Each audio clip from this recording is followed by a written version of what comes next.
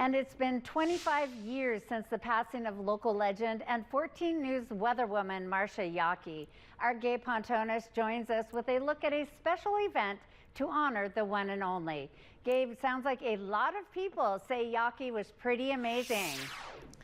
That's right. The Newburgh Museum hosted what they call the Tribute to the Yock.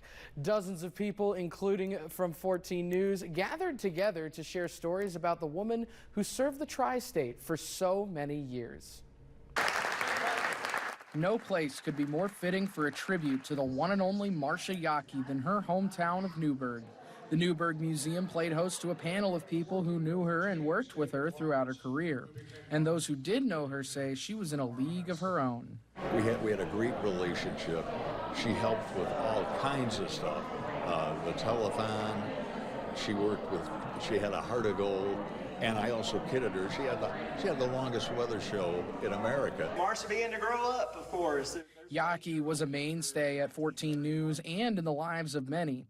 She joined 14 News from 1953 to 1956, then again from 1971 to 1988. In that time, her weather show became the #1 in the tri-state and left an impact that is being felt even by those who never knew her. She was a very eccentric, very bold, very confident character. And I mean, it's someone that people can look up to, aspire to, and her work with the community was truly admirable.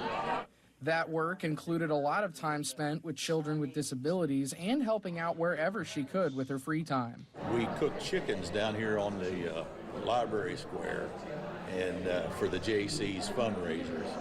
And Marcia, a lot of times, would come in early in the mornings from being out all night and stop in and help us cook chickens. Us and Henry and everybody.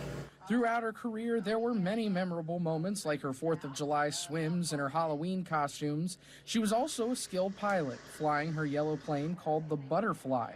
All the antics led to her being an icon and an inspiration to even our own Jeff Lyons.